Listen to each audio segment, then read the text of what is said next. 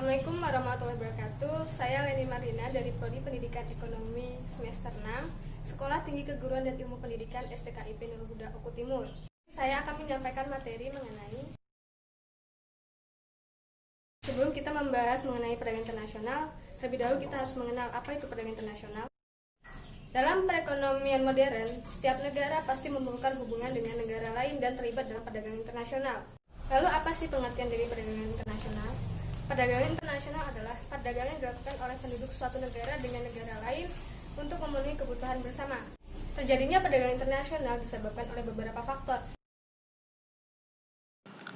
Yang pertama yaitu keinginan memperluas pasar hasil produksi, yang kedua, perbedaan sumber daya alam, yang ketiga, memenuhi kebutuhan atas produk yang tidak dapat diproduksi sendiri, yang keempat, kelebihan kapasitas produksi, dan yang terakhir, tersedianya transportasi. Terdapat manfaat dari perdagangan internasional. Yang pertama, memperoleh barang yang tidak bisa diproduksi sendiri. Yang kedua, devisa bertambah.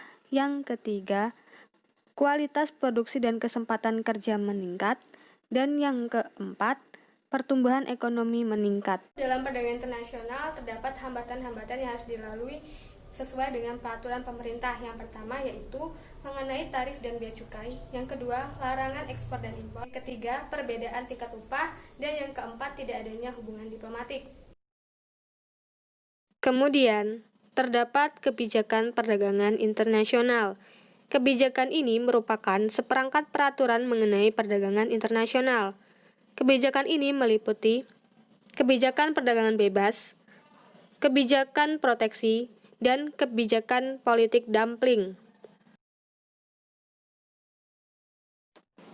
Kebijakan perdagangan bebas merupakan salah satu cara untuk dapat mengembangkan pasar dalam dan luar negeri dalam mengatasi faktor penghambat perdagangan internasional.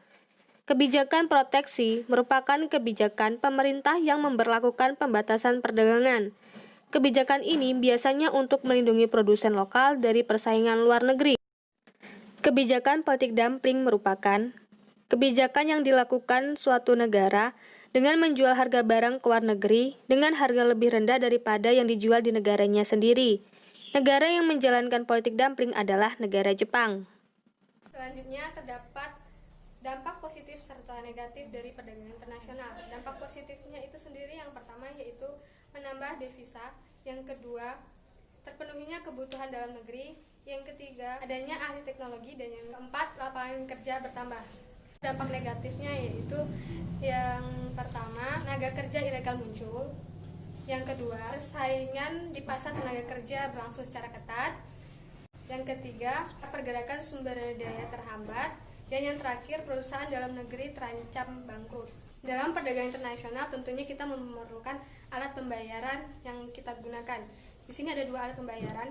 Yang pertama yaitu devisa. Devisa adalah alat pembayaran antar negara. Devisa negara dapat berupa emas, valuta asing, bill of exchange, travel cheque, dan transfer telegrafik. Kedua, valuta asing. Valuta asing adalah mata uang asing yang dapat dipergunakan dalam perdagangan antar negara. Berikut terdapat contoh dari devisa, yang di sini juga terdapat contoh dari valuta asing. Kegiatan dalam perdagangan internasional, ekspor ataupun impor perlu dicatat dalam sebuah neraca. Di sini terdapat dua neraca yang bisa digunakan. Yang pertama, neraca perdagangan.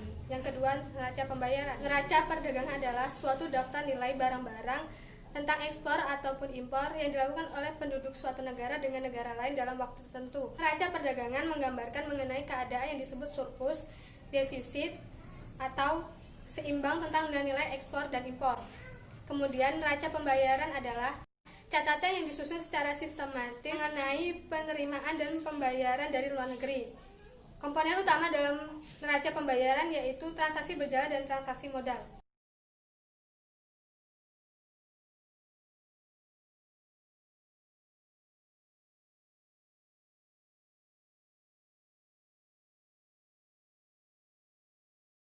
Demikian materi yang dapat saya sampaikan. Semoga materi ini dapat bermanfaat untuk kalian.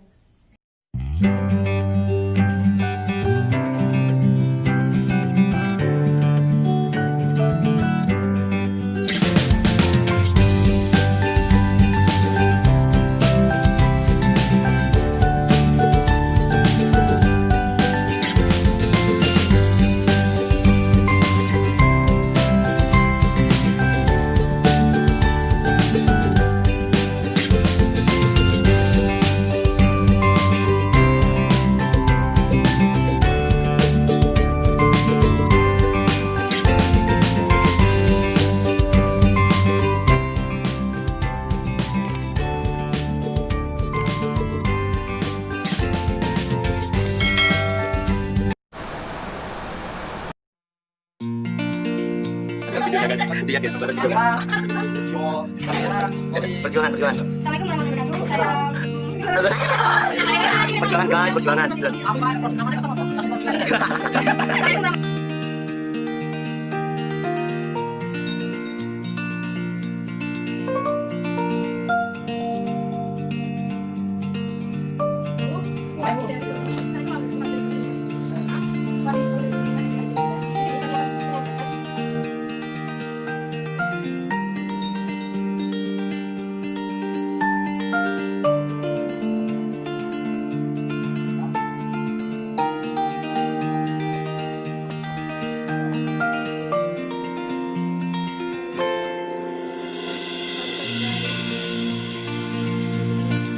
Demikian materi yang dapat saya sampaikan. Semoga materi dapat bermanfaat.